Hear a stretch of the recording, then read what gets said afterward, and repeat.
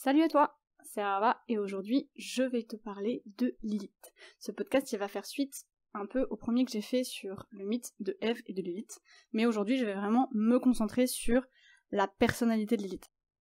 En fait j'ai envie de t'en parler parce que Lilith c'est une image biblique, supposément biblique, qui a été reprise de nombreuses fois dans la pop culture et beaucoup en ce moment par l'ésotérisme New Age. C'est une figure qui a fait l'œuvre d'études au cours du Moyen-Âge, et puis qui a été repris un peu divers et varié dans la littérature, dans les jeux. T'as notamment Diablo qui l'a mise en lumière dans tous ses jeux depuis une vingtaine d'années. Ouais, c'est parce qu'il est rajeuni, mais oui, plus de 20 ans, je voulais dire une décennie à la base. C'est une image de la démone, elle a été reprise par le féminisme contemporain, elle a été déviée, dévoyée, torturée sous toutes ses formes pour lui faire dire tout et son contraire, et surtout pour servir ses propos. Aujourd'hui, j'ai vraiment envie de m'attarder sur ce que l'on sait et ce que l'on ne sait pas, et t'aider un peu à faire le tri dans ce qui est une vieille croyance New Age hasardeuse qui fait l'état d'aucune étude et que un pseudo-chaman aurait canalisé dans les années 1970, ou est-ce que c'est quelque chose qui est basé sur la Bible, vu qu'on parle d'une entité biblique, en quoi on peut faire des liens avec des autres déités qui existent, et est-ce que c'est pertinent de le faire, et est-ce que ce n'est pas pertinent de le faire. Tout ça, c'est au programme de ce podcast.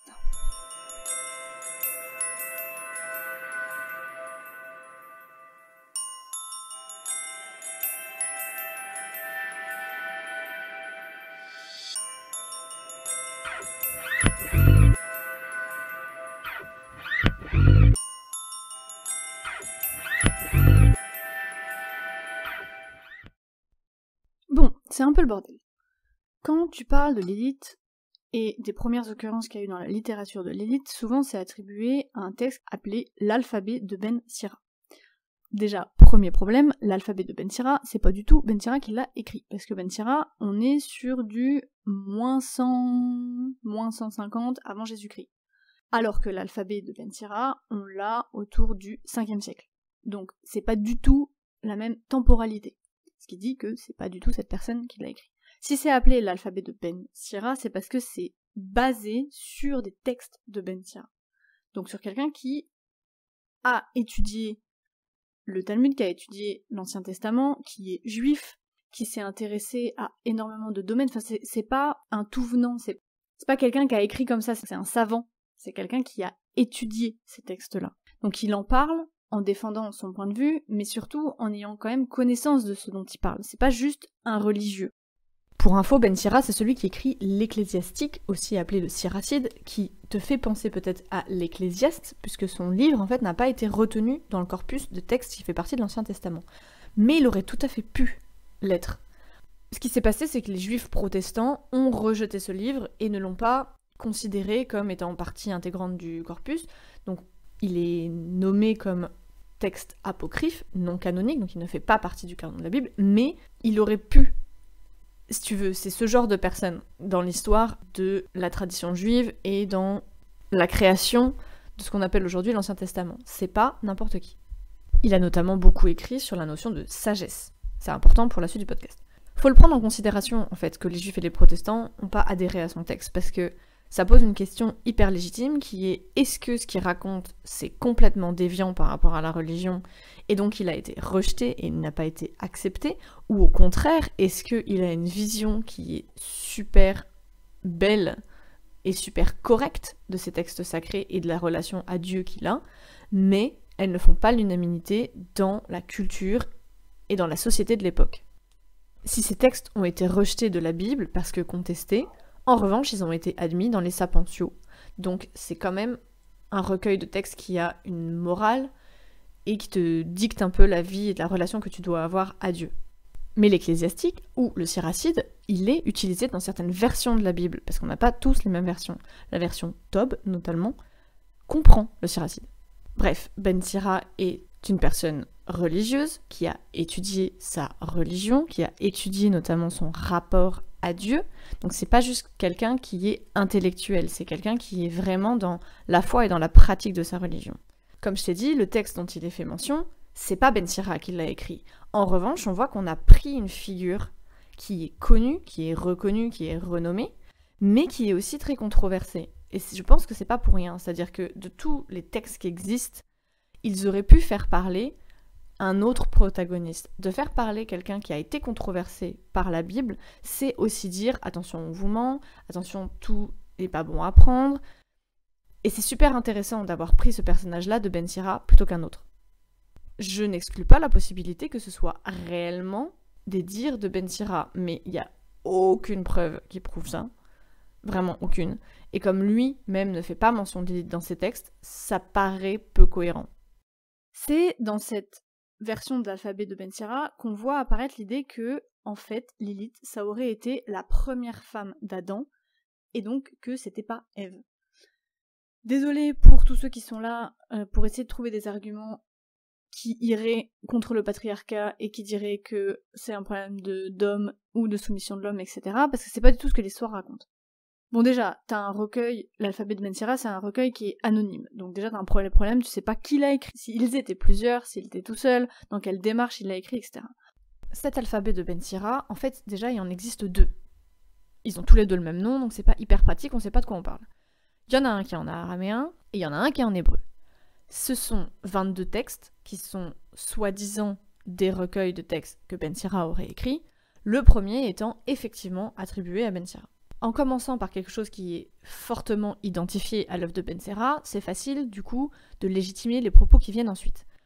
Honore ton médecin avant que tu en aies besoin. C'est une phrase que tu retrouves aussi bien en hébreu qu'en araméen et qui est présente dans le Talmud. Dans l'étude que j'ai trouvée, ce qui ressort beaucoup, c'est que les gens qui ont travaillé sur ce corpus de textes, les 2 alphabets de Ben Sira à la base, ont essayé de faire des liens avec des passages des livres de Ben Sira et avec les passages de la Bible, qui sont parfois, et la plupart du temps, super hasardeux. On retrouve un peu les mêmes contextes, un peu les mêmes mots, mais la moralité et l'écriture et la finalité ne sont pas du tout les mêmes. Mais ils peuvent s'accorder pour dire que c'est absolument pas Ben Sira qui a écrit ça. Une autre hypothèse serait de dire que, en réalité, les textes de Ben Sira ne sont pas ceux de Ben Sira, mais viendraient de Babylone et seraient beaucoup plus anciens que ce qu'on pense. Et donc les traductions un peu erronées, parce qu'on aurait perdu le sens premier des textes dans les erreurs de traduction. Israël Lévy, il montre, en s'appuyant sur des études qui ont été faites par d'autres personnes, que ces 22 textes, en fait, c'est souvent de la redite de choses qui existent déjà. Par exemple, au lieu d'avoir une vieille femme est un trésor pour la maison, on a un vieillard qui devient un bon signe pour la maison. Bref, tout ça pour dire que l'origine et le contenu de cet alphabet-là, déjà, c'est même pas qu'il est controversé, c'est communément admis que c'est un peu du bullshit. En tout cas, par les érudits de leur domaine.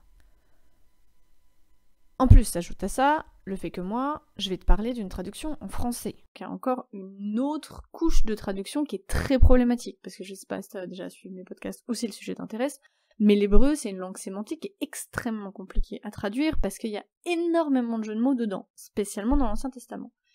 Toutes les lettres sont associées à des valeurs, tous les mots de la même valeur sont soit équivalents, soit antonymes, en tout cas il y a des liaisons entre les deux. Donc déjà, traduire correctement ce genre de texte, c'est vraiment un travail drastique.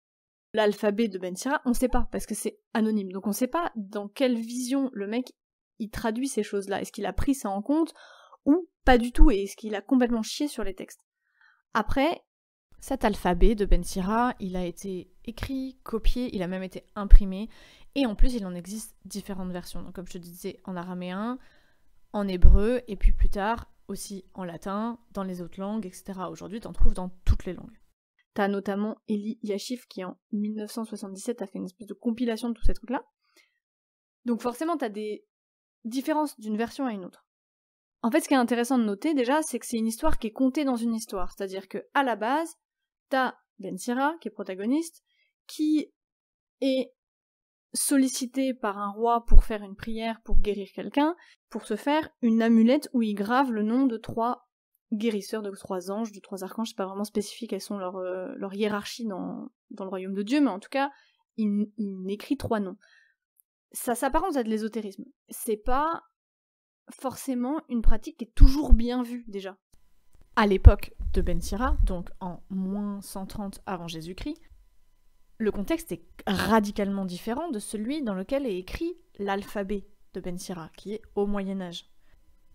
En moins 150 avant Jésus-Christ, et dans la période du Second Temple, tu as les pharisiens, les sadducéens, les esséniens, et tu as plein de courants comme ça du judaïsme, au sein du judaïsme, qui du coup divisent, qui ne sont pas d'accord entre eux, ni sur la compréhension du texte, ni sur les pratiques. C'est notamment à cette époque-là qu'ont vu le jour beaucoup d'écrits comme le Siracide, le livre d'Enoch, tous les manuscrits de la mer morte.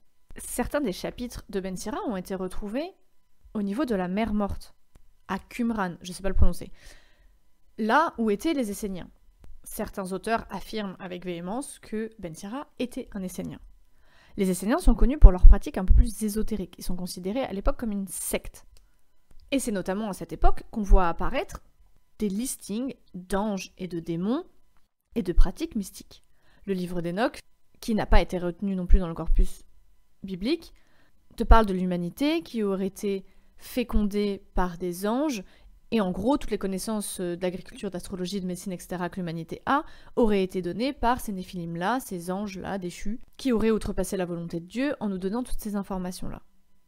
Encore une fois, c'est intéressant de se rendre compte que ces textes-là n'ont pas été retenus dans le corpus biblique, et le pourquoi du comment. Est-ce qu'ils étaient complètement déconnants? Est-ce que, au contraire, ils parlaient d'une vérité qui dérange? En tout cas, il y avait à cette époque une réflexion collective sur ces sujets et une division au sein de la religion juive, avec certains qui pratiquaient ces courants-là, qui y adhéraient, et d'autres pas du tout. Donc déjà, créer une amulette en gravant dessus le nom d'ange pour guérir, c'est pas forcément quelque chose qui est très bien vu.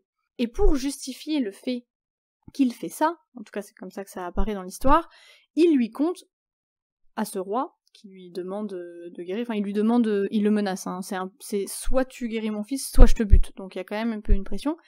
Il lui raconte l'histoire de la Genèse. Elle prend la même forme que celle de la Genèse que tu as trouvée dans la Bible, à savoir Dieu créa l'homme, et puis il est pas bon qu'il reste tout seul, donc il crée une femme, Lilith. Dans cette version-là, c'est pas l'autre côté, parce que je rappelle que Ève, elle sort pas de la côte d'Adam, hein, jamais. Elle est telle ça, j'arrive jamais à le prononcer, c'est le mot qui veut dire côté. Il a jamais voulu dire côte, donc c'est pas l'autre côté d'Adam, c'est une femme qui est créée de la même façon que lui. Donc elles sont égales en fait, d'une certaine façon. Et ils se prennent la tête tout de suite parce que elle ne veut pas être en dessous et lui ne veut pas être en dessous. Et elle dit pour argument que nous sommes égaux. Et en fait, tu vois le problème, c'est que déjà, il y a un truc de hiérarchie et d'égalité. C'est en partie pour ça que Lilith a été repris par les mouvements féministes, c'est que il y a quelque chose de l'ordre de l'égalité. Non, je suis ton égal, donc je ne serai pas en dessous de toi. Pour une raison qui m'échappe énormément, dans toutes les... pas tous, c'est abusé, mais dans la plupart des commentaires de ce texte-là que j'ai vu, on le rapporte vachement à la sexualité, en fait. Comme si la femme devait être en dessous de l'homme pour la position sexuelle. Alors, évidemment, ok, t'as en dessous, au-dessus, tu peux penser à la sexualité. Mais c'est un peu super réducteur, en fait, parce que dans le en dessous et au-dessus, il y a clairement une hiérarchie, il y a clairement quelque chose de l'ordre des droits, de ce qui est important, ce qui est pas important, ce que j'ai le droit de faire, etc. Et Adam lui répond que non, c'est pas comme ça que c'est fait. C'est-à-dire qu'il lui répond pas qu'elle est inférieure à lui. Et il y a jamais, dans le texte, c'est pas une question de valeur, mais il lui dit qu'elle ne peut pas être au-dessus. Et donc, on sait pas s'il parle de position hiérarchique ou de position genre factuelle, physique, quoi.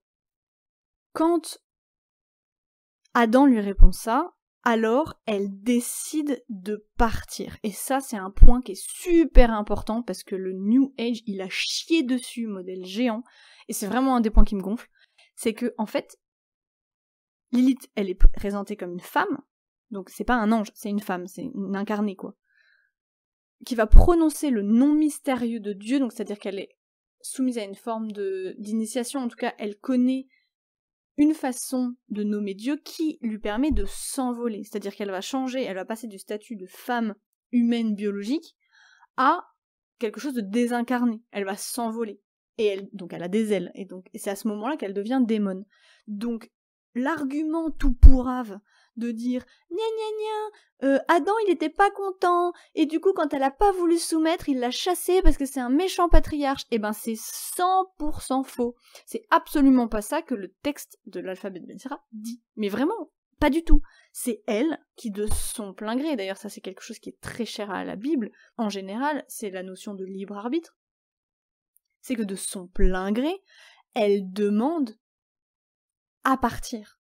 Et prononçant le nom de Dieu, elle part. Donc c'est pas du tout la même histoire. Autre chose à noter, dans le déroulement de l'histoire, Dieu essaye de la ramener auprès d'Adam, et lui dit, en gros, si tu reviens pas, tu vas voir une centaine de tes fils mourir par jour, et en plus, nous te noierons dans la mer, qui est prédestinée, il est fait mention, des Égyptiens, de la mer dans laquelle seront noyés les Égyptiens. Il y a 2 trucs là-dessus qui sont super intéressants. Il y a le fait de voir mourir 100 de ses fils. Bon, c'est pas rien. 100, c'est un chiffre qui est pas anodin non plus. Comme je vous ai dit, en hébreu, toutes les lettres sont une valeur. Donc toutes les valeurs sont aussi des lettres, ou des mots. 100, c'est la valeur qui correspond à la lettre Kof, qui est, Annie de Soutenel, elle le note souvent comme le chat de l'aiguille, c'est vraiment quelque chose d'énigmatique, mais c'est aussi une énergie de profondeur. C'est quelque chose du mystérieux, de l'ordre de la ténèbre. C'est un peu quelque chose de l'ordre de l'initiation aussi. C'est une lettre qui symbolise la sagesse, mais la sagesse vraiment dans toute sa puissance, dans toute sa splendeur, dans toute sa divinité. Et du coup, sagesse qui est un peu mis à l'opposé de l'intelligence. Dans la sagesse, il y a vraiment quelque chose de divin. C'est pas qu'il n'y a pas ça dans l'intelligence aussi est divine, mais dans l'intelligence, il y a une perdition possible. Il y a quelque chose de l'ordre de « je me crois supérieur ou égal à Dieu parce que je connais des trucs, je sais des trucs, et du coup, je fais un délit d'orgueil, et pouf, je me casse la gueule, c'est le mythe de la chute. Si ça t'intéresse, j'en ai déjà parlé. Si vraiment ça t'intéresse, tu vas lire tous les bouquins d'Annie de Soutenel parce qu'ils sont magnifiques sur le sujet. Donc dans le fait de perdre 100 enfants par jour, de perdre une sagesse, il y a quelque chose de l'ordre de tu te rebelles à Dieu. Tu vas perdre 100 enfants par jour, tu deviens continuellement, parce que c'est quotidien, du coup c'est tous les jours, tu choisis de te rebeller à Dieu tous les jours, du coup tu seras un démon. Lilith qui refuse de faire l'unité avec Adam, invoquant qu'ils doivent être égaux et ne supportant pas la condition qui lui est proposée dans cette histoire-là, du coup devient démoniaque parce qu'elle n'adhère pas au plan de Dieu. Elle fait un péché, elle loupe la cible de Dieu, dans le sens étymologique du terme, quoi. C'est aussi marrant de noter qu'il est fait mention des Égyptiens, parce qu'à l'époque, les Égyptiens sont vus un peu comme des démons, en fait. L'Égypte est vue comme le royaume des démons. Donc, de la menacer d'être noyée comme le sont les Égyptiens, etc., c'est quelque chose qui... C'est censé faire une boucle. On parle de là... Alors, la notion de temps, elle est un peu chelou, parce que on sait pas vraiment, mais on part du principe que comme le récit est fait au niveau de la Genèse, etc., on part du principe que Adam et Lilith, ils sont du coup dans le royaume d'Éden. Donc c'est avant la chute en fait. Donc si c'est avant la chute, il y a là une espèce de pseudo-prophétie que plus tard les Égyptiens périront dans les eaux, mais c'est pas du tout une vraie prophétie parce qu'en fait, le mec qui écrit ce truc-là, il l'écrit genre 150 ans avant Jésus-Christ. Donc c'est pas un texte, encore une fois, c'est pas un texte qui est dans la Bible. C'est pas un texte qui a été rapporté depuis des millénaires et depuis des décennies, etc., qu'ils ont inclus dans le corpus de l'Ancien Testament. C'est quelque chose qui a été écrit après. Bon, avant de t'expliquer ce que moi j'y vois, je te fais un petit rappel si t'as pas vu l'épisode de Ève et de Lilith. La vision qui est présentée par Annie de Soutenel sur Ève et Lilith, moi je l'aime beaucoup parce qu'elle a du sens pour moi. Elle part du principe que Lilith, c'est la première épouse d'Adam dans l'idée qu'elle est son miroir, elle est son opposé féminin. En fait, pour elle, Adam, c'est pas un type, genre un garçon, c'est l'humanité. Et donc dans cette humanité-là, il y a des gens de sexe féminin, des gens de sexe masculin. Mais ces personnes-là, toute cette humanité-là, a un pôle féminin qu'elle appelle Isha, l'épouse, et un pôle masculin.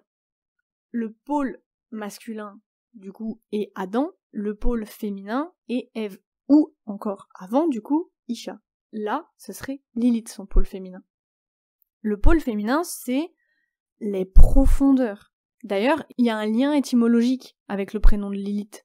C'est-à-dire que si tu regardes, Leila c'est la nuit, Léa c'est la ténèbre, Lilith t'es sur quelque chose de l'ordre de cette nuit, de cette profondeur, c'est quelque chose de sombre, mais il faut pas le voir comme quelque chose de mal ou de mauvais. C'est quelque chose qui est caché, qui est intime, qui est profond à l'intérieur de l'humain.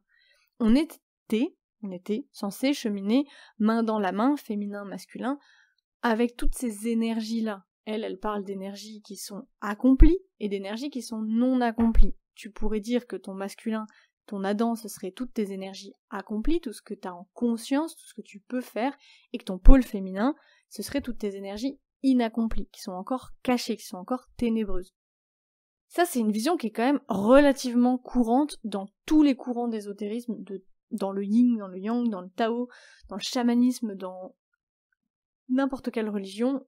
C'est très très souvent mis dans ces termes-là, qu'il y a quelque chose de positif, quelque chose de négatif, et que les deux s'équilibrent. Le fait est que plonger à l'intérieur de soi-même pour aller en sortir les parties les plus cachées, les plus sombres de nous-mêmes, c'est pas ultra évident à faire. Je sais pas si t'as déjà été en thérapie, si t'as déjà fait ce travail de vulnérabilité-là, mais si tu l'as fait, vraiment, tu sais à quel point c'est dur sa mère de le faire. Et genre vraiment, c'est abusé, tellement c'est dur.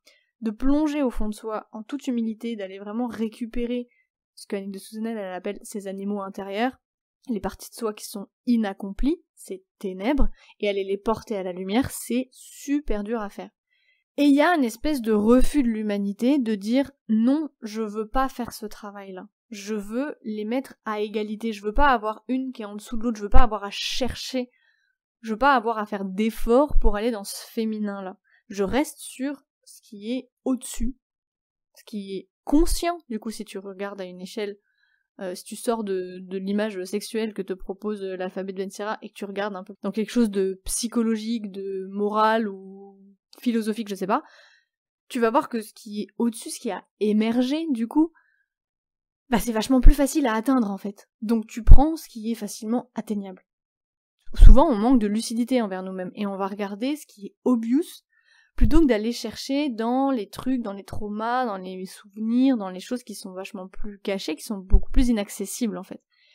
Et je le reproche à personne, mais si tu veux, l'histoire, ça serait que bah on n'a pas voulu faire ça.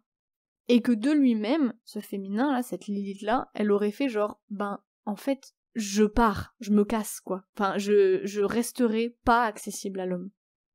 Et donc vient une nouvelle épouse qui est Ève, avec toujours ce même principe d'égalité, toujours ce même principe de masculin, féminin, etc., etc., mais que dans un deuxième temps, c'est acté que l'humanité ne va pas chercher dans ses profondeurs. Et donc Ève, qui veut dire vivante, mais d'un point de vue biologique du terme, c'est-à-dire qu'elle a perdu son essence divine, elle a pu ce germe divin qui lui permettrait de retourner à Dieu. Ève, elle, qui est dans la Bible on dit animal, on distingue ce qui est divin de ce qui est animal. Il n'y a pas du tout de hiérarchie en mode les animaux ils sont pas aussi bien que les hommes, c'est pas ça. C'est juste pour hiérarchiser, à un moment donné t'es obligé de poser des termes pour parler d'un truc. Et donc Ève, elle serait le féminin animal. Là où Lilith aurait pu être un féminin divin de l'humanité. Mais encore une fois, c'est pas le méchant Adam qui l'a chassé, c'est elle qui s'est barrée. Et c'est pas elle qui s'est barrée, c'est l'humanité qui, en conscience, décide en fait de pas faire ce chemin-là et de ne pas s'unir masculin-féminin. Et de du coup privilégier l'intellect et la connaissance à la sagesse dont on parlait tout à l'heure avec Lilith. Bah, pour moi ça a du sens parce que quand tu regardes notre société, et quand tu regardes la société d'il y a 2000 ans, c'est pareil, hein, pardon, mais là-dessus on n'a pas du tout évolué. C'est ça le chemin que les gens font, en fait. Ils privilégient l'intelligence. Tout ce qui est intellectuel et encensé. Aujourd'hui, on est allé dans une extrême où on a la première génération à être complètement athée, en fait. C'est du jamais vu sur Terre d'avoir autant d'athées et d'avoir des populations qui sont coupées de Dieu comme ça. Et on a mis aussi énormément d'énergie dans ce qui était intellectuel, dans la recherche, dans la science, et c'est pas pour crier que la science c'est pas bien, ou dire que la religion c'est mieux, pas du tout. Mais on a perdu une forme de spiritualité, c'est indéniable. Aujourd'hui, quand tu veux avoir de la spiritualité, t'as quoi? T'as des mouvements de yoga qu'on a ultra piqués à l'Inde, qu'on a déformés du tout au tout, sur lequel on a rajouté des concepts qui n'existent pas du tout dans la base, et puis en fait on en a fait un sport. Aujourd'hui t'as des profs de yoga qui sont en burn-out, hein. Enfin genre véridique, moi j'en connais, et va regarder sur internet, il y en a 12 000. Donc la spiritualité c'est pas trop ça. T'as des putains de mouvements New Age, je suis désolée, le sujet il m'énerve, qui vont te faire des groupes de parole pour prier payants. T'as des messes à l'américaine où tu sais pas trop si on essaye de te vendre un terrain, une nouvelle Mercedes, ou on essaye de te dire s'il faut prier Dieu. La spiritualité, elle est perdue, elle a été coupée parce qu'on a des pays qui sont laïques, qui veulent rester laïques, qui mettent un point d'honneur à ça. On essaye de dire bah non, ça c'est trop catholique. Quand c'est catholique, ça pose pas trop de problèmes, mais quand c'est trop juif, quand c'est trop musulman, ça pose vachement plus de problèmes. Tout le monde s'accorde encore à dire que les bouddhistes sont cool, mais voilà, on essaye quand même de brimer tout ça. La sagesse, elle est celle qui du coup s'oppose à l'intelligence, elle est quand même vachement moins mise en avant. En fait, dans la sagesse, t'as quelque chose de très féminin qui du coup va être de prendre en considération aussi ses émotions. Ça veut pas dire agir basé sur ses émotions, mais ça veut dire les prendre en considération, ça veut dire prendre en considération ce qui est profond à l'intérieur de toi. Ces concepts-là, ils sont décriés pendant super longtemps, bah on n'a pas laissé gouverner les femmes parce que, bah non mais elles sont trop hystériques, elles sont trop empreintes à réagir de façon émotionnelle, et c'est pas bon pour les décisions, c'est pas assez intellectuel. On a fait des hiérarchies comme ça. Je suis pas en train de te dire c'était bien ou c'était pas bien, c'est pas ça le but du podcast. Mais en attendant, c'est un fait. On a surexploité l'intelligence dans des dérives, et on en a oublié la sagesse. La sagesse, c'est savoir que tu ne sais pas. Je ne sais pas que je ne sais pas, c'est une première étape, mais surtout je sais ce que je ne sais pas. Et du coup, je vais pas jouer. Je vais pas prendre de risques en allant dans cette direction-là parce que je ne sais pas. Et c'est ce qu'on a fait sur plein de choses. On a fait énormément ça en médecine. Et il y a des fois, on est tombé sur des super miracles, etc. Mais à quel prix? On le sait pas, ou on l'a su plus tard, et des fois c'était désastreux, des fois c'était ok, et il y a des choses sur lesquelles on ne le sait toujours pas. Quand tu vois des projets comme le clonage, bah tu t'interroges, et c'est facile de dire c'est super, mais si tu dissèques le truc d'un point de vue moral et tout, je suis pas sûre que ce soit vraiment, quoi. Tu peux résumer ça, tu vois, dans cette phrase de science sans conscience n'est que ruine de l'âme, parce que c'est super joliment dit et que tout le monde connaît cette phrase, mais c'est vrai en fait, t'as d'un côté l'intelligence, d'un côté la sagesse, d'un côté le masculin, d'un côté le féminin. Et c'est ça qui est décrié. Et c'est ça qui doit être aujourd'hui déconstruit, et les gens doivent se retourner vers leur féminin. C'est pas du tout une lutte d'hommes ou de femmes. Enfin, moi, ça m'énerve, en fait, à chaque fois que... En plus, même dans mes podcasts, j'en ai, alors que, franchement... Enfin, soit la personne a juste lu le titre, soit elle a juste pas du tout réfléchi, ou je sais pas, mais... Je passe 45 minutes à t'expliquer par A plus B qu'il faut arrêter de confondre l'homme et la femme, et qu'on est en question de féminin et de masculin. Et puis, ça commande des trucs sur le féminin et sur le masculin biologique. C'est pas le sujet, en fait. Encore une fois, c'est pas ça le but. Dans le texte de Ben Sira, là, en fait, il est même pas décrié de femme ou d'homme du tout. Ça, c'est des interprétations qui ont été faites après. Dans le texte, je reviens à ce fameux texte, du coup, elle se barre, Dieu la laisse partir, et en punition, bah du coup, elle doit voir mourir 100 de ses fils par jour. Alors, de ses enfants, c'est pas vraiment écrit fils en fait, c'est écrit de ses enfants. Et elle dit, de toute façon, je ne suis là que pour rendre les enfants malades, et j'ai un pouvoir sur les enfants malades, c'est de en gros de les tuer, enfin, ou de les prendre, ou de les rendre encore plus malades, si c'est un garçon sur 8 jours, et si c'est une fille sur 20 jours. Alors je vais pas épiloguer sur cette partie-là, même si, franchement, je pense que je pourrais faire juste un podcast là-dessus, parce que c'est super intéressant, et le fait que ce soit pointé du doigt 8 jours, 20 jours, enfin bref. Mais en tout cas, il y a une conséquence. Il y a une conséquence à ça. Et elle dit notamment, par contre, là où, pour une démone, elle est quand même ultra cool, et elle respecte les principes de Dieu, c'est qu'elle dit « J'honorerai mon serment, s'il y a une amulette portant vos noms, alors je ne toucherai pas cet enfant-là. » Et donc, la boucle est bouclée, tu reviens sur le texte du début de Ben Sira qui explique pourquoi il a gravé ces noms d'anges pour sauver le fils du roi, et pourquoi du coup le roi sera sauvé, parce que Lilith va honorer sa promesse et son serment à Dieu. Dans ce texte-là, il n'est pas du tout fait mention d'une Lilith qui est pour l'avortement, d'une Lilith qui va tuer des nouveau-nés, d'une Lilith qui cherche à tuer des enfants. C'est pas du tout ce qu'elle dit. Elle dit qu'elle existe pour rendre malades les enfants. Et c'est une façon intéressante de voir les choses, parce que pour l'humanité, à l'époque, bon encore aujourd'hui, mais on va dire que c'est révolu, on croise les doigts, bah si effectivement Lilith c'est cette sagesse-là, ce pôle féminin-là, oui on l'a vu comme étant celle qui rend malade en fait, enfin, pardon mais c'est vrai.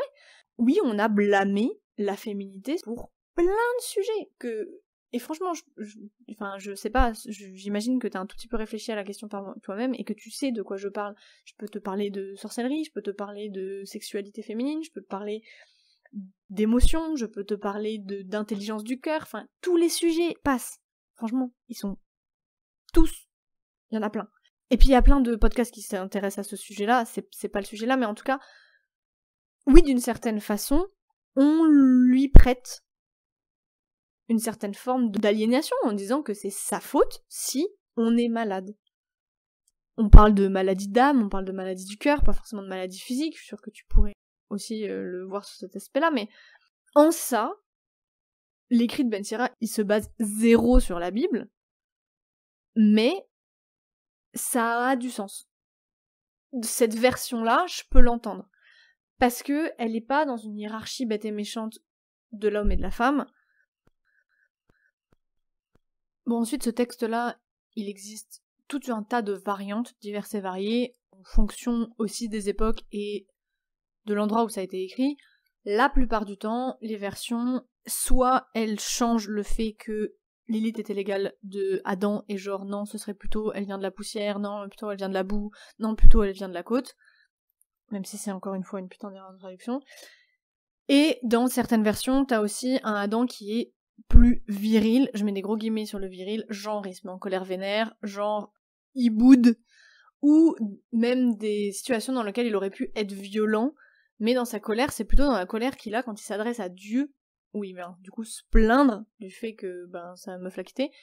Dans la majorité des versions quand même, alors je dis pas qu'il y en a pas une où c'est Adam qui la fout dehors, mais c'est vraiment pas du tout ça l'histoire dans 99,99% des histoires.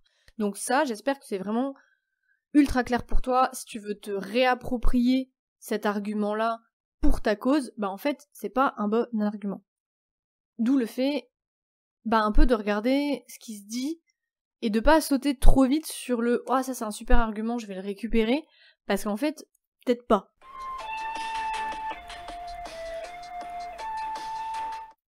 La version qui veut que, du coup, Lilith, suite à cet exil-là, devienne l'épouse du roi des démons, et du coup la reine des démons, et du coup la mère de tous les démons, cette version-là, elle est vachement plus tardive, genre moyenâgeuse tardive.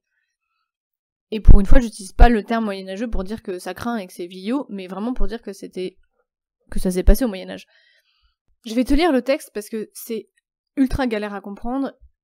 Moi je m'y retrouve pas, j'imagine que toi non plus, mais Lilith la vieille était la compagne de Samaël. Donc, t'as une première ligne qui est nommée comme Lilith la vieille, qui est la compagne de Samaël, roi des démons. Samaël, c'est le prénom de Lucifer, avant qu'il chute, avant qu'il se rebelle. Les deux sont nés à la même heure dans l'image d'Adam et d'Ève, mêlés l'un à l'autre. Donc t'as cette idée que t'aurais genre Adam et Ève, humanité positive, et son penchant maléfique qui serait du coup Lilith la vieille, compagne de Samaël. Compagne du coup ici non par choix mais par création, c'est-à-dire elles sont nées en même temps et donc sont compagnons. Ensuite on parle de Asmodée, grand prince des démons. Parce qu'il y a aussi énormément de travail en démonologie qui a été fait, mais qui au niveau des dates, je sais pas du tout à quel point ça compte. C'est-à-dire qu'il y a des démons qui étaient connus à l'époque là, il y a des démons qui ne l'étaient pas. Genre Lilith, à un moment donné, pour personne c'était une démone, et puis un jour, du jour au lendemain, c'est rentré dans l'inconscient collectif que c'est une démone. c'est un peu pareil pour les autres aussi. Donc là, t'as Asmodée, grand prince des démons, qui avait pour compagnie Lilith la jeune, la fille du roi Cafséphonie, et de sa compagne Méhétabel, fille de Matred, Lilith et leur fille. Donc t'as l'introduction d'une deuxième puis d'une troisième Lilith. T'as le couple primaire, donc t'as Samael et Lilith la vieille, ensuite t'as Asmodée qui est prince, lui il est pas roi, il est prince, donc tu vois déjà une hiérarchie dans l'espèce de truc de démon, qui a pour compagne lui Lilith la jeune, et ensemble ils ont une fille qui s'appelle aussi Lilith. Bien sûr, parce que pourquoi faire super simple quand tu peux faire vraiment très compliqué et nommer tous les protagonistes de la même façon. Ça a du sens quand tu fais appel à des concepts métaphoriques et pas à des personnages, mais quand tu veux lire le truc en étant une histoire, ben ça complexifie largement les choses. Dans ce texte-là, je te parle pas des autres, mais dans ce texte-là, c'est le bordel aussi au niveau de hiérarchie, parce que Asmodée, il est nommé le roi des démons, après il est nommé le grand prince, donc t'as une espèce de rivalité déjà, tu sais pas trop qui est au-dessus de qui, et je trouve ça encore plus complexe à comprendre. Ce qui est sympa dans ce texte-là, c'est que t'as une espèce de hiérarchie, et notamment de généalogie, parce que est nommée la mère de Lilith, Méhétabel, qui veut dire immergée. En fait, on en revient, j'ai pas trop parlé dessus tout à l'heure, mais on en revient à l'idée que Lilith sera noyée à quelque chose qui est dans l'eau, à quelque chose qui est immergé. En fait, moi j'aime bien cette idée-là parce que dans la Bible, c'est super récurrent que dès que tu parles d'émotion, tu parles d'eau. Dès que tu parles d'inaccompli, tu parles d'eau, les eaux d'en haut, les eaux d'en bas, qui sont distinguées et non séparées, c'est-à-dire que tu peux nommer deux choses sans pour autant qu'elles ne soient pas intriquées. Ma phrase est un peu compliquée. Mais le fait qu'elle soit immergée dans des profondeurs, etc., tu retrouves cette idée de démon qui serait en fait une espèce de profondeur interne à l'humain, qui serait quelque chose de ténébreux, caché, potentiellement dans l'émotionnel, réactionnel, en tout cas quelque chose sur lequel tu n'as pas la main, quelque chose qui est inconscient et qui te drive, et qui n'est pas mis en lumière et qui fait du coup de toi un humain et non un fils de Dieu parce que t'as pas la main sur ces énergies-là qui sont à l'intérieur de toi.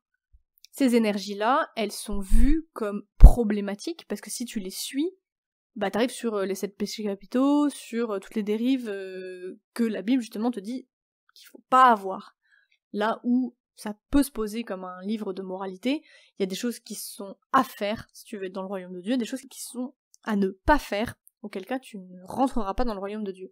Toutes ces choses immergées, ça semble comme des choses qu'il ne faut pas faire. Et donc t'as cette vision-là du démon, avec des trucs comme faire la guerre, insulter, se rebeller, etc., etc., qui est du domaine du démoniaque quand tu parles de la Bible, sans pour autant être une petite bête à cornes, tu vois. Mais juste quelque chose qui ne va pas, qui ne rentre pas dans les plans de Dieu.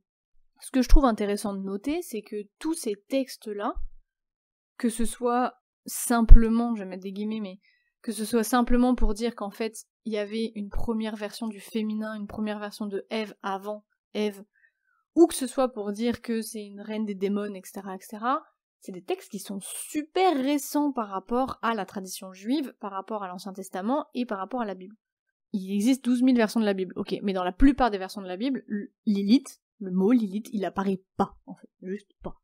C'est pas les versions qui sont retenues. Il y en a certaines où Lilith est confondue avec Leila, la nuit, et où parfois c'est même diabolisé, où donc on parle de la nuit, trouver un repos dans la nuit, et pour d'autres où c'est carrément Lilith, le mauvais esprit de la nuit. Alors, tu peux avoir comme ça des traductions qui seront beaucoup plus démoniaques. Enfin, t'auras des traductions qui vont te mettre un warning, genre Lilith c'est vraiment quelque chose qu'il faut pas, d'autres qui la nomment mais ils explicitent rien du tout sur qui elle est, et puis de toute façon c'est la première fois qu'elle est nommée donc bah voilà, et d'autres qui carrément ne la nomment pas, et restent sur la traduction de la nuit parce que le mot en hébreu c'est pas celui qui est Lilith, c'est pas les mêmes lettres que pour le mot de la nuit, en fait.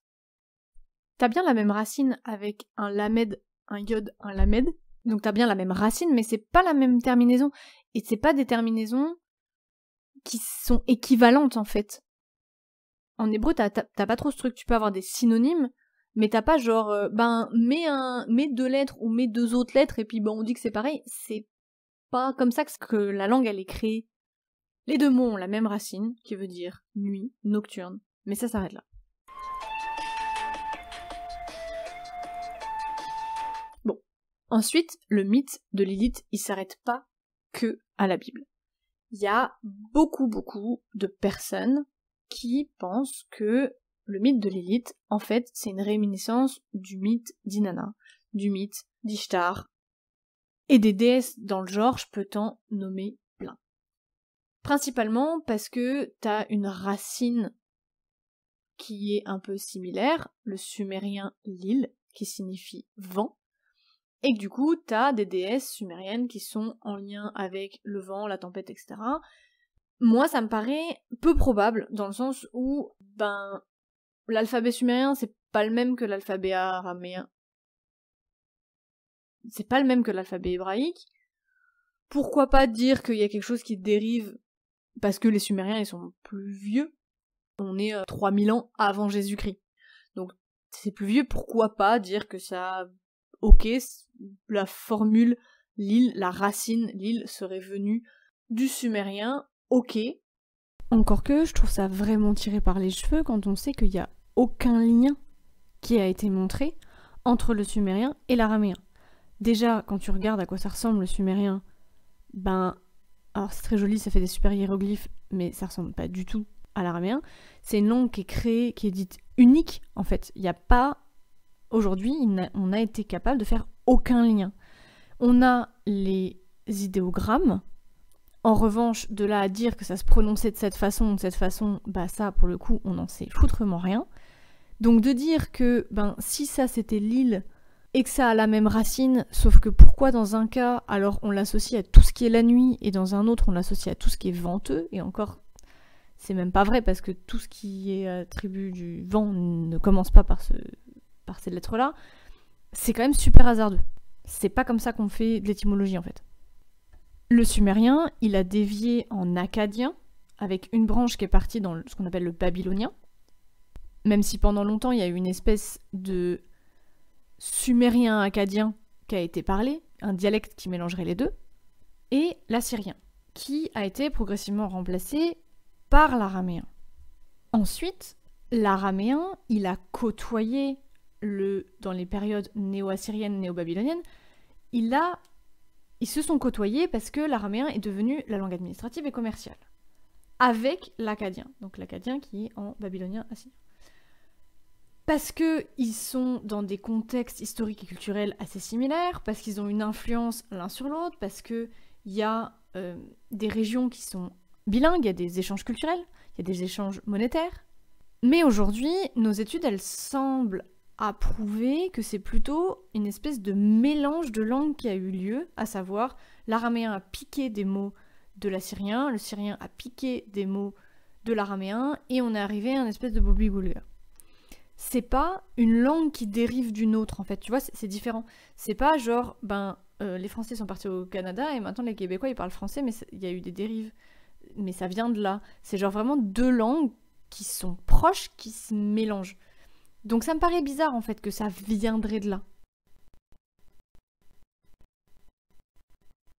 Tu vas avoir énormément de représentations d'Inanna. Vraiment, il y en a une foule sur des statues, des temples. On a découvert plein de choses de cette période-là. Et on a découvert sur Ishtar aussi beaucoup de statues, aussi beaucoup de temples, et surtout une épopée qui a été écrite, l'épopée de Gilgamesh. Après, il faut pas se perdre de vue qu'il y a un genre de 2500-3000 ans entre l'époque sumérienne et l'époque babylonienne. Donc ça pose un souci qui est que on a moins d'infos sur l'époque sumérienne parce qu'elle est plus vieille, peut-être parce qu'on a moins de traces écrites, peut-être qu'on les a pas retrouvées ou que c'est trop dégradé ou que c'est encore enfoui dans le sol quelque part. Les deux sont associées parce qu'elles possèdent les mêmes attributs, parce qu'elles sont représentées de la même façon et parce qu'elles ont le même rôle dans les sociétés à quelques années et quelques kilomètres près. Et moi, ce mythe-là, je l'adore. Et c'est quelque chose qui m'a porté pendant des années, mais en fait, tu vas avoir la figure d'Ishtar et la figure d'Inanna. Donc les deux sont des déesses de la guerre, des déesses de la vengeance, etc., mais aussi des déesses de la fertilité, sur certains aspects. Là où t'as une différence entre les deux, c'est que Ishtar, elle est vue comme super vengeresse. Elle est vue comme... Ishtar, c'est Babylone, alors que Inanna, c'est Sumer.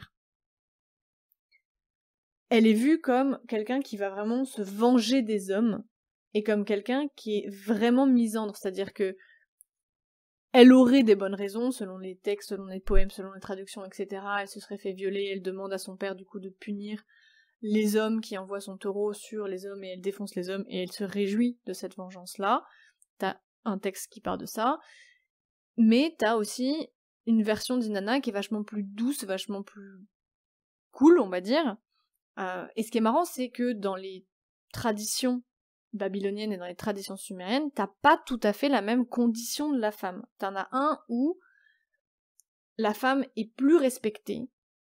Chez les Sumériens, la femme, elle peut travailler, elle peut divorcer, même si c'est pas forcément bien vu ou quoi, elle a vraiment une place dans la société qu'elle n'a pas dans les traditions babyloniennes. Et du coup, ça expliquerait, c'est une thèse que je te dis là, c'est pas de la vérité vraie, mais ça expliquerait pourquoi la version d'Inanna est beaucoup plus sympa que la version d'Ishtar. Parce que la femme et la place de la femme étaient pas du tout la même dans ces sociétés-là. Et donc, dans un endroit où on a brimé la femme et où on lui a pas donné les mêmes droits qu'à des hommes, c'est logique de la voir comme une personne super vénère qui a envie de se venger et qui est anti-homme.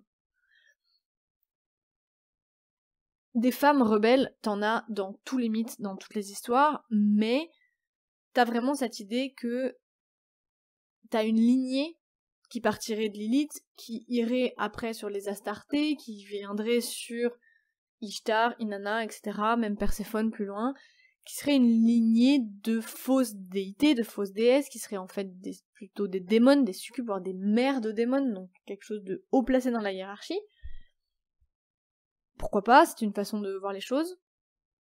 Après, pour moi, ce qui m'intéresse dans les histoires, c'est que dans ces versions, plutôt sumériennes, t'as vraiment un aspect lié au vent, lié qui est plus du tout, du coup, lié à l'eau, comme est Lilith, avec, on parle de noyade, on parle d'immersion, on parle de quelque chose dans la tradition biblique, qui est vraiment quelque chose de l'ordre de l'eau. Là, chez les Sumériens, t'as vraiment une idée de vent. Ça domine les vents. Et dans cette fluidité du vent-là, t'as quelque chose d'aérien qui vient séduire, qui manque de profondeur dans le sens qui manque de spiritualité et qui manque de lien au divin. Ici aussi, dans les mythes là, t'as l'idée que cette Lilith, ou cette Lilu, ou Lilitu, ou il y en a plein de noms différents, elle serait libre, mais du coup libre comme l'air, donc il y a quelque chose qui fait peur dans cette liberté du féminin là, qui est associée à une peur de la liberté des femmes, parce qu'il y a une confusion entre les deux, mais à la base on est sur des mythes, donc on est sur de l'ordre de la métaphore. Enfin, faut pas oublier que les légendes, les contes et les légendes, et surtout les mythes, ce qui est mystique, c'est pas une histoire qui s'est passée dans le sens historique du terme, c'est fait pour te faire grandir à l'intérieur de toi-même, c'est fait pour donner du sens à l'humanité, et presque lui donner une ligne directrice de ce qu'il doit faire en fait pour se diviniser, pour être heureux, etc. Donc t'as une peur, pardon, je me suis éloignée, t'as une peur de cette liberté-là, et t'as aussi la notion qu'elle serait dangereuse pour les accouchements, pour les nouveau-nés, et que du coup, tu peux t'en protéger. Ce qui est super paradoxal chez les Sumériens, qui, c'est presque même plus chez les Babyloniens, c'est que t'as vraiment cette espèce de hiérarchie des démons, de faire appel à des démons, t'as quelque chose de l'ordre du sacrifice qui est très très très très très présent dans leur religion, qui l'est pas, par exemple, qui dans les textes chrétiens, il ne fait pas mention de sacrifier quelqu'un. Là, ça faisait partie des coutumes aussi.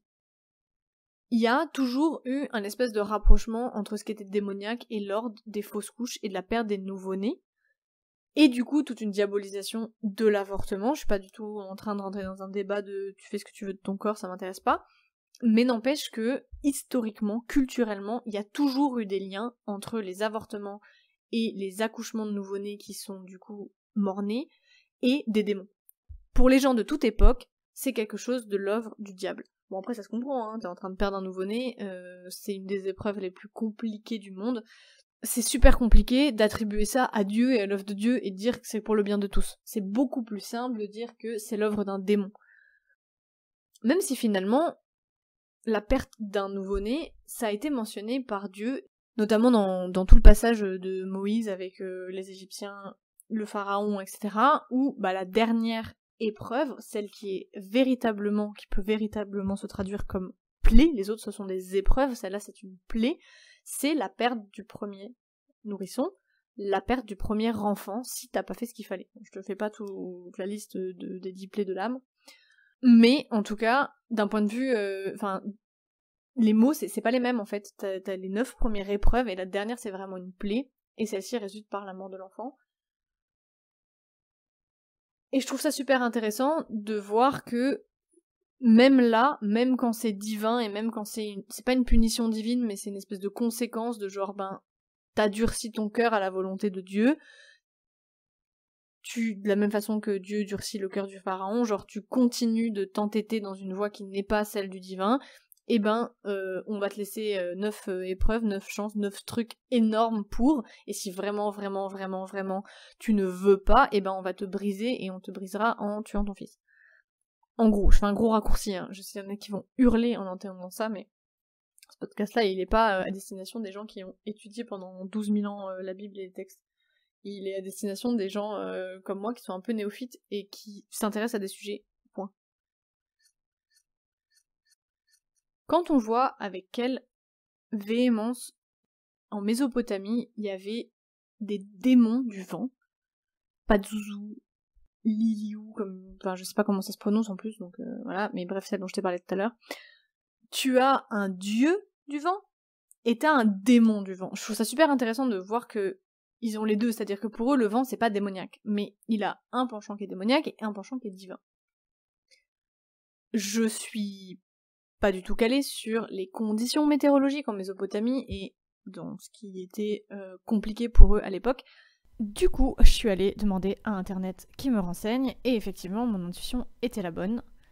Les conditions météorologiques, elles étaient compliquées pour les Sumériens et pour les Babyloniens, notamment à cause du vent, à cause du tempête du sable, et on a la trace de bâtiments qui ont été détruits à cause du vent, de prières qu'ils faisaient pour chasser les vents, des rituels qu'ils mettaient en place pour s'en protéger. Le fait d'avoir rapproché Lilith du vent, peut-être tu peux te dire que une de leurs principales problématiques c'était le vent. Là où, dans tout ce qui est juif, traditionnellement, c'est plutôt l'eau qui est en question. Alors soit c'est parce que les problématiques de ces pays étaient différentes, ce qui est largement possible, et que du coup il y en a un qui se serait tourné vers l'eau et puis l'autre plutôt vers l'air, soit c'est un hasard complètement farfelu, soit il y a une autre explication que je n'ai pas. En tout cas pour moi la piste qui est de dire que l'humain a un ressentiment envers quelque chose qui le dépasse, les eaux, le vent, etc., la mort d'un nouveau-né, et qui personnifie quelqu'un pour représenter cet aspect démoniaque de leur vie, moi ça me paraît super cohérent. Bon, dernier point et après je te laisse sur ce sujet.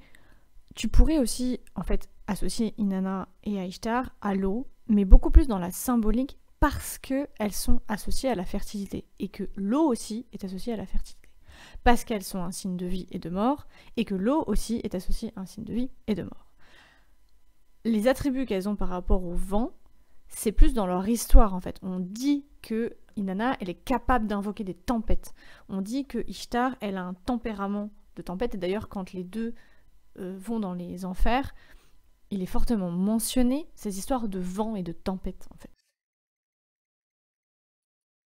Ah oui, parce que je crois que je me suis un peu perdue et c'était peut-être pas clair. Je m'en excuse. Je t'ai parlé d'Ishtar et d'Inanna. Ishtar et Inanna, c'est des déesses, ok ? Nous, ce qui nous intéresse, c'est Lilith, qui serait nommée Lilitu, comme je t'en ai parlé, mais c'est pas forcément la même chose. Mais Lilitu, du coup, c'est ce qui dit la prostituée d'Ishtar, donc c'est son penchant démoniaque. Comme je t'ai dit, ils ont un côté démon pour le vent, un dieu pour le vent. Ils ont les deux, en fait, mais ils sont nommés différemment. Donc Lilitu, c'est vraiment la version prostituée de Ishtar, la version prostituée d'Inanna. Prostituée dans le sens déviant aussi, c'est pas que dans un truc sexuel, hein. mais vraiment dans le sens c'est son penchant maléfique. Pour eux, en fait, les déités, elles étaient assez équilibrées. Elles avaient un penchant divin et un penchant diabolique. Avec Lilith, en fait, tu retrouves d'autres démons. T'as Ardat Lilith, celle qui visite les hommes la nuit, qui engendre des espèces d'enfants spectres. Donc tu vas avoir l'idée de la succube, donc du démon sexuel qui vient pendant tes rêves, qui te volait ton énergie, etc., te rendre malade, te pervertir. Et tu as Lilu, donc Lilitu et Lilu, ce serait genre son penchant masculin en fait. Donc ce serait un incube qui lui visite les femmes la nuit, donc t'as un espèce de... La femme elle visite l'homme, l'homme il visite la femme. Et Lilitu serait le penchant masculin de Lilu. Ils se recréent ensemble. Tu retrouves en fait un peu cette idée que t'avais dans l'alphabet de Ben Sira en fait, qui est que ils ont été créés ensemble et qu'ils sont égaux. Mais là, dans un penchant maléfique, ils ont été créés ensemble et ils sont égaux, similaires. Il n'y a pas de prise de tête, enfin en tout cas, il n'y a pas vraiment de texte qui mentionne qu'il y a un conflit entre Lilu et Lilitu. Truc assez intéressant parce que quand on parle de démon, on a aussi toute une représentation qui est derrière, qu'on projette en fait au terme de démon. Lilitu, ce serait en fait le démon associé aux femmes qui seraient mortes en couche, là où Lilu, ce serait le démon des hommes qui seraient morts avant d'être mariés. Et en fait, ce sont des personnalités divines qu'on célèbre au temps de Babylone et au temps de Sumer. C'est vraiment...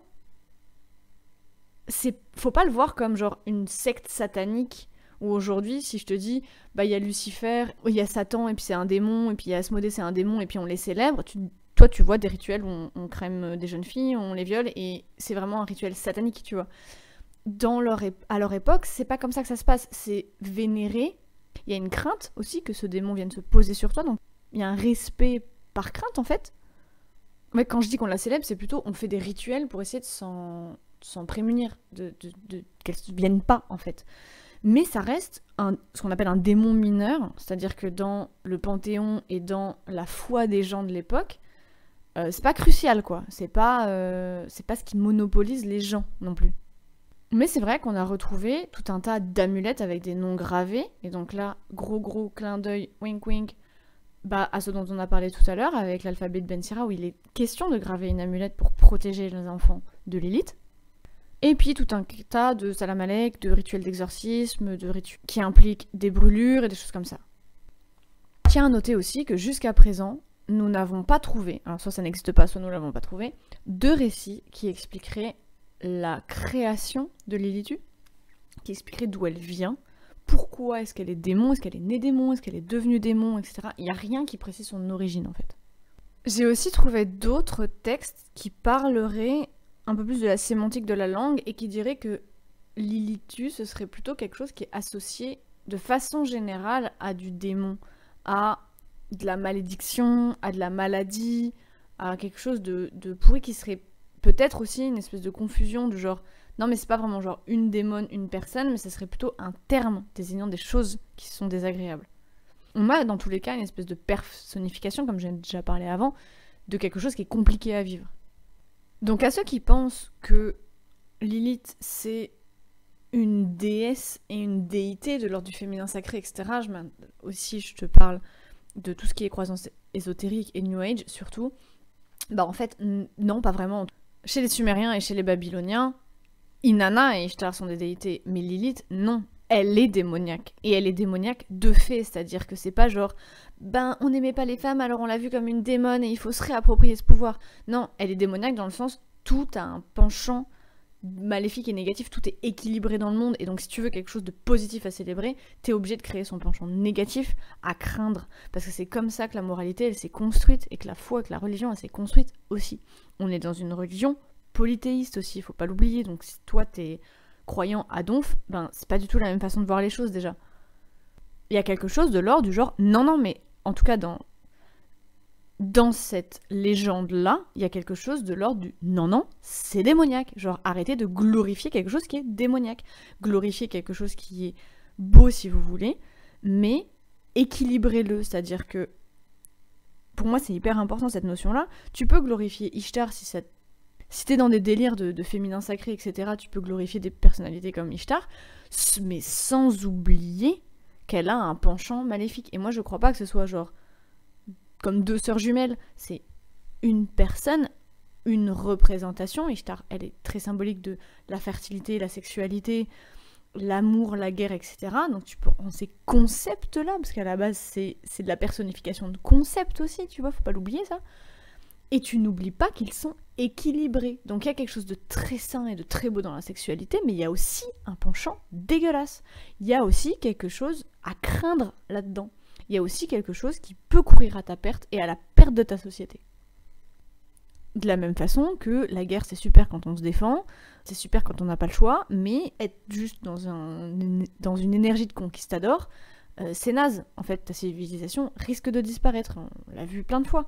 Et la guerre a aussi ce côté négatif qu'elle crée des patriarcats. Je suis pas en train de dire que tous les problèmes viennent du patriarcat, mais c'est un peu une logique bête et méchante. Si t'es dans une société où les femmes et les hommes sont égaux, tu vas avoir sur le champ de bataille autant de femmes et autant d'hommes. Donc tu vas potentiellement être plus nombreux sur un champ de bataille, c'est super parce que tu peux avoir un avantage pour gagner la bataille. Par contre, quand tu perds la bataille, bah t'as aussi vachement de femmes qui meurent, donc vachement de mères qui meurent, donc ta reproduction de ta civilisation derrière une énorme défaite, elle est super compliquée. Donc si tu te perds et que tu te fais poutrer, bah ton équilibre marche moins bien que si c'était un patriarcat, et il marche encore moins bien que si c'était un matriarcat.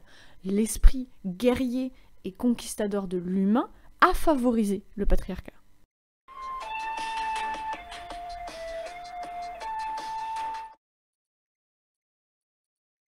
Après, c'est pas les seules mentions de Lilith non plus. T'as Lilith qui est présente 4 fois dans le Talmud. Donc le Talmud, c'est un recueil de livres du judaïsme. Dans le Talmud, elle est aussi décrite comme une démone féminine, avec des cheveux longs, donc genre, les cheveux longs, souvent, c'est associé aussi à une sexualité débordante, alors pas toujours, on n'est pas tous d'accord pour dire que c'est ce symbole-là, mais la plupart du temps, et elle est pourvue d'elle. Donc là, on parle de Lilith déjà démone, pas de la Lilith dont je t'ai parlé tout au début. Il y a cette idée de Lilith succube, donc dans la succube, t'as une idée de démone sexuelle. On dit qu'elle va s'approcher des hommes, surtout quand ils sont seuls. Je sais pas vraiment dans quelle proportion on mettait en garde les hommes envers Lilith et pas aussi les femmes. J'ai rien trouvé sur ce sujet-là, mais en tout cas, dans cette version du Talmud, Lilith c'est une démone qui est pas forcément en lien avec les enfants spécifiquement, mais plutôt en lien avec la sexualité et avec l'idée de succube. Dans la démonologie judéo-chrétienne, les succubes, c'est vraiment du coup des filles de Lilith, donc tu revois cette image de Lilith, mère des démons, qui vont tirer l'énergie sexuelle et abuser les gens dans leurs rêves, dans leur inconscient. Donc là, on parle pas du tout d'une manifestation physique d'un démon, hein. On parle de quelque chose qui est onirique, qui vient s'inséminer quand tu ne prends pas garde et qui vient te retirer ton énergie. En tout cas, la dévoyer, la mettre au profit des perversions. Donc ça arrange bien aussi, dans le contexte politique, ça arrange bien que les déviances sexuelles soient le fait des femmes.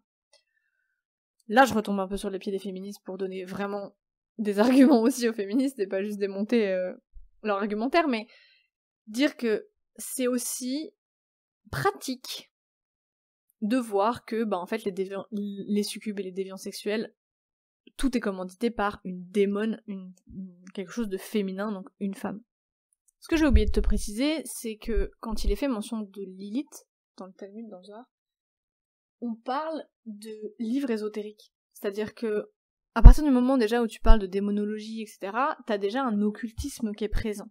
C'est pas la version tout le monde, c'est pas tout le monde qui sait ça. Donc c'est pas genre, à l'époque de Jésus-Christ, tout le monde pensait que Lilith était une démone, machin. Ça fait partie des gens qui ont fait des recherches là-dessus, qui sont érudits. C'est pas forcément dans la culture de tout le monde. Tu vois, il y a une différence entre les deux, en fait. On n'est pas du tout à la même époque qu'aujourd'hui. Moi, j'aime beaucoup les versions religieuses qui tendent à dire qu'en fait, ils sont juste en train d'essayer d'expliquer ce qui se passe sur Terre et ce qu'ils observent sur Terre. Et t'as des versions où Lilith aussi bien chez les juifs que chez les sumériens, etc. C'est juste, en fait, l'idée de la nuit qui fait surface et qui revient sur Terre, et qu'elle est autorisée à revenir sur Terre, soit parce qu'elle a quand même sauvé quelques enfants, et qu'elle était pas tout à fait si méchante que ça, soit genre, dans le mythe d'Ishtar, elle a vendu son mari après s'être dépossédée de cette vertu et qu'elle est coincée, elle retourne sur Terre parce qu'en fait elle a vendu son mec. Il y a d'autres versions, des fois c'est pas son mec, des fois c'est sa sœur, enfin... Il y a plein de choses qui existent et là-dessus, démêler le vrai du faux, je sais pas. Mais on reste quand même sur quelque chose qui est du l'ordre de la démonologie et de l'occultisme, donc, encore une fois, je le répète, c'est pas de l'ordre du tout venant. Ce qui est intéressant, c'est que dans ce qui a suivi, donc dans la Kabbale après, dans des choses qui sont beaucoup plus récentes, t'as quand même un gros rapprochement avec la sexualité. Et pour une raison qui m'échappe un peu, le 100% du focus il est mis là-dessus en fait. Il est mis sur le fait que donc tu vas avoir d'autres versions où en fait non, Lilith elle faisait l'amour avec tout le monde, avec des démons, et du coup ça n'ira pas.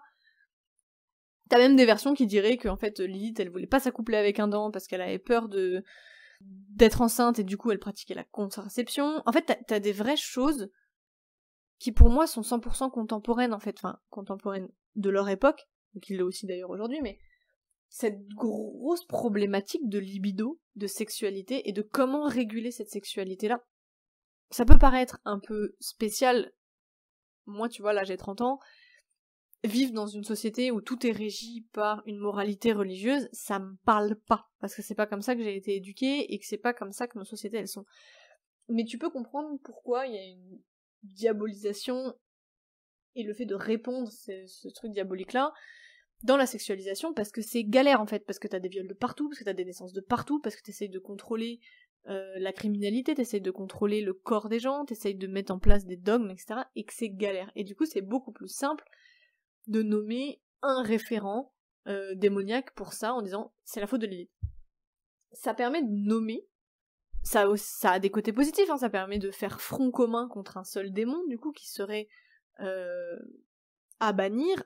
La problématique la plus évidente à mes yeux, c'est que nommer un démon extérieur à toi, ça te responsabilise pas du tout. Donc si effectivement il y a des problèmes d'avortement, de contraception, de sexualité, de viol, de libido, de choses qui sont considérées comme pas correctes, c'est supra galère en fait.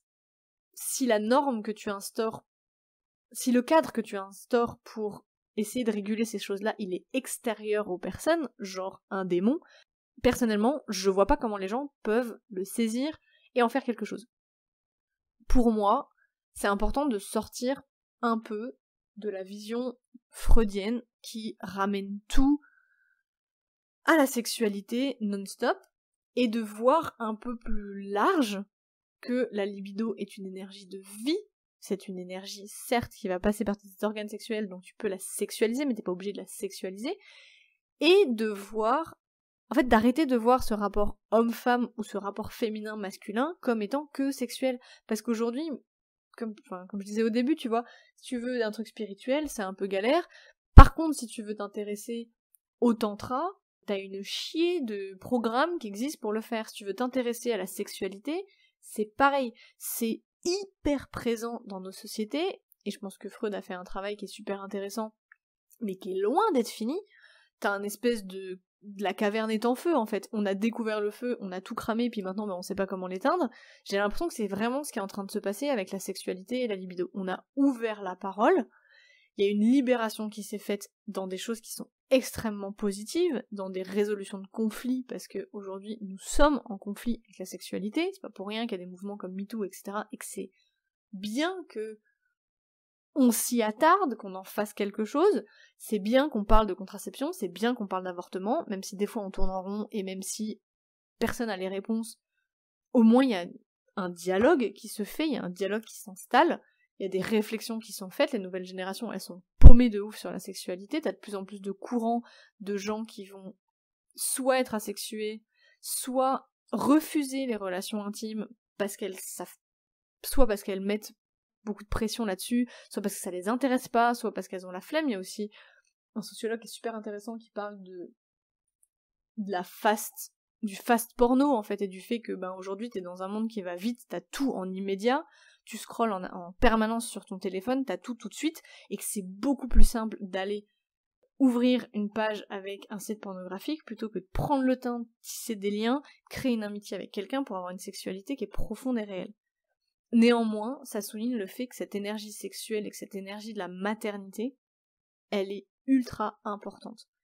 Pour moi, l'énergie de la sexualité, c'est l'énergie qui te maintient en vie, au sens large. Je dis pas qu'on est là pour baiser, c'est pas du tout l'idée, mais en termes d'énergie, et la maternité, c'est ce qui te fait grandir. Tu peux en faire des métaphores sur tout. Je te dis pas que, en tant que femme, il faut que t'aies un enfant, c'est pas ce que je dis, mais il faut que tu enfantes de toi-même, à minima. À minima, il faut que tu crées des choses. Et c'est vrai pour les femmes, mais c'est vrai pour les hommes. T'as besoin de créer des choses, que ce soit du contenu, que ce soit de l'art. Je connais très très peu de personnes qui ne produisent rien, qui font aucun sport, aucune musique, rien du tout. C'est super rare. Par contre, on voit un lien entre le fait de pas avoir ces ressources-là, de pas le faire, et des troubles anxieux, de la dépression. C'est super compliqué en fait. S'il y a autant d'émotionnel qui est témoigné par tout ce qui est artistique, par tout ce qui est créativité, je pense que ce n'est pas pour rien. Pour moi, ça témoigne d'une envie profonde de l'homme d'aller se reconnecter avec quelque chose de l'ordre de la maternité de soi-même, de grandir à l'intérieur de soi, de mieux se connaître, de mieux s'appréhender, et pourquoi pas, dans ce cheminement-là, aller toucher quelque chose de l'ordre du divin, quand toi, c'est tes croyances, quand t'as la foi, quand t'es religieux, etc. Mais pour toutes les personnes qui ne le sont pas, quand bien même, il y a cette volonté, en fait, d'apprendre à se connaître. C'est pas pour rien que le développement personnel, il a explosé ces dernières années. Il y a vraiment ce truc-là, et je crois pas que ce soit porté par les religieux, en fait, vraiment pas. Par contre, je crois que toutes les religions ont le même message. En tout cas, partagent une partie des messages. Il y a plein de choses sur lesquelles on est en désaccord, mais sur le fait de nommer ces parties cachées, de se responsabiliser, d'aller vers quelque chose d'adulte, d'aller vers la croissance de soi-même et d'aller vers la multiplication de ça, d'aller vers la créativité, d'aller vers la gestation, la maternité de ces choses-là. Je ne crois pas que Lilith soit la mère de tous les démons, en tout cas, ce que mes recherches m'ont montré, c'est que pour les gens qui considèrent Lilith comme étant la mère des démons, elle est la mère des démons sexuels, donc pas de tous les démons. Par contre, je trouve ça super intéressant d'avoir exploré la piste de, dans la Bible, quand tu traduis le truc et que vraiment tu vas en profondeur, effectivement, il y a l'air d'avoir un loupé quelque part et on a l'impression que Ève, c'est une deuxième épouse. Que c'est pas la première version du féminin, en fait. Attention. Pour moi, Lilith, ça restera la figure du féminin qu'on refuse d'aller épouser, de ce féminin qui est en déperdition, de ce féminin divin qui est en déperdition, qui inclut la sexualité, qui inclut les émotions, qui inclut les parties ténébreuses de soi, et qui a que en allant chercher ce truc-là et en allant le saisir et vraiment l'intégrer à soi-même qu'on pourra en faire quelque chose. En ça, l'image de Lilith, elle est intéressante parce que plutôt que de la voir comme une démone sexuelle qui va buter tout le monde, pour moi, elle interpelle sur le fait de nous questionner sur notre utilité de la sexualité, nous questionner sur ce qu'on fait de notre maternité en tant que femme, en tant qu'homme aussi, mais de dire voilà, c'est des questions qui sont importantes. Je ne crois pas que ce soit l'unique chemin pour se verticaliser, même si c'est des croyances taoïstes, les taoïstes et les Chinois qui ont créé cette religion-là avaient pour valeur la famille nombreuse, et donc la sexualité, parce que tu peux pas avoir une famille nombreuse sans sexualité, ils l'avaient très bien compris, et ils ont fait énormément de recherches sur la sexualité. Dans le taoïsme, il y a un érotisme énorme. Il y en a aussi, si tu regardes le Cantique des Cantiques, il est extrêmement érotique aussi. C'est quelque chose qui est dans toutes les cultures, dans toutes les religions. De là à dire que ce serait l'unique façon de retrouver notre féminin perdu et de pouvoir nous épouser à nous-mêmes, j'ai des gros doutes. C'est quelque chose qui fait suffisamment partie de notre vie pour que ça questionne. et qu'on en crée des figures anthologiques comme Lilith. Si t'as des questions sur Lilith, franchement me les pose pas parce que je pourrais pas y répondre. Déjà parce que c'est super compliqué, comme je te dis, de trouver des supports, que les supports qu'on a, ils sont très certainement mal datés, ils sont très certainement mal traduits, ils sont très souvent mis en lien avec des choses, ils sont souvent attribués à des personnes, voire à personne, et du coup on sait pas d'où ça sort, d'où ça vient. C'est super compliqué comme sujet. Tout ce que moi je peux faire et tout ce que je te propose là, c'est juste de réfléchir de loin. C'est pas non plus de poser des certitudes et des exactitudes sur ce qu'ils ont voulu dire à l'époque, parce que ça je ne pourrais pas. En tout cas, j'espère que ce podcast là t'a plu. Si t'as des réactions, n'hésite pas à les poster en commentaire et à partager ce podcast là, parce que je ne peux rien faire sans vous et je ne peux toucher personne sans vous. J'espère que ça vous a plu et en attendant, je vous souhaite une belle journée, une belle soirée, une belle nuit et je vous dis à tout bientôt. Et je vous dis à tout bien vite. Salut!